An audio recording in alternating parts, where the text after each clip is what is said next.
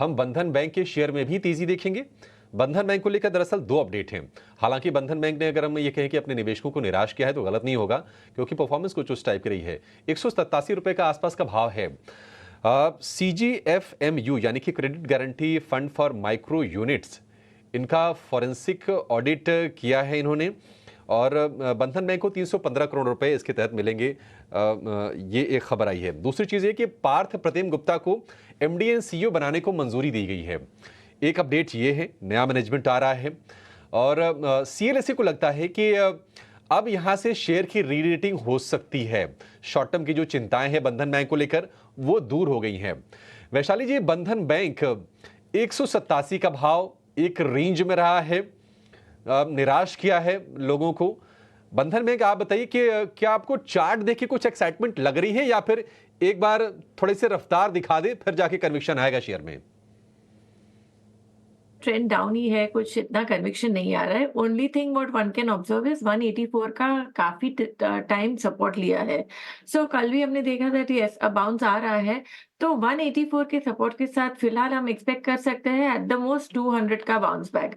So I think इस तरह से एक रेंज बन सकती है and that would be quite favourable. A stop loss below 184 and target of 200। Bank में जो रौनक रही उसमें एक महत्वपूर्ण योगदान कोटक बैंक का भी रहा। कोटक बैंक को लेकर भी कुछ रिपोर्ट्स आई हैं, जैसा कि वरुण मेंशन कर रहे थे। रिपोर्ट आई है कोटक बैंक को लेकर यूबीएस की, न्यूट्रल की रेटिंग बरकरार रखी है और लक्ष्य को 1800 रुपए से बढ़ाकर कर दिया है 1950 रुपए।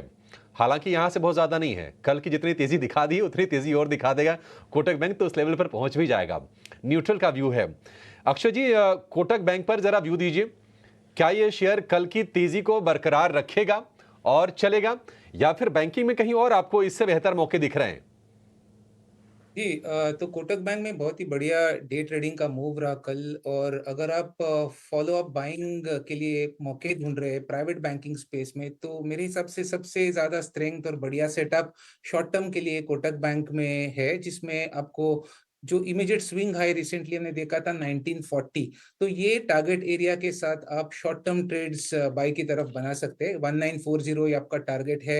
1827 ये स्टॉप लॉस रहेगा। ये शॉर्ट टर्म का ट्रेड है, पर मैं कहूंगा कि अगर आप पूरा लॉन्गर टर्म चार्ट देखिए कोटक बैंक का 2021 से एक बहुत बड़े रेंज में सीमित रहा है, तो मैं कहूंगा कि इसे आप निवेश के रूप में लेके रखें तो आपको ज्यादा फायदे हो सकते हैं, क्योंकि लॉन्ग टर्म में स्टॉक 2200 तक छू सकता है। ये जो टेक्निकल पैटर्न बनता हुआ लग रहा है लॉन्ग टर्म में, ये 2200 प्लस के टारगेट हमें दिखा रहा है। तो आपका चॉइस है, शॉर्ट टर्म ट्रेडिंग करना है तो मैंने आपको टारगेट दे दिया है, और अगर लंबी समय के लिए आप होल्ड करना पसंद करते हैं तो 2200 के ऊपर भी ये स्टॉक आपको दिखा सकता है।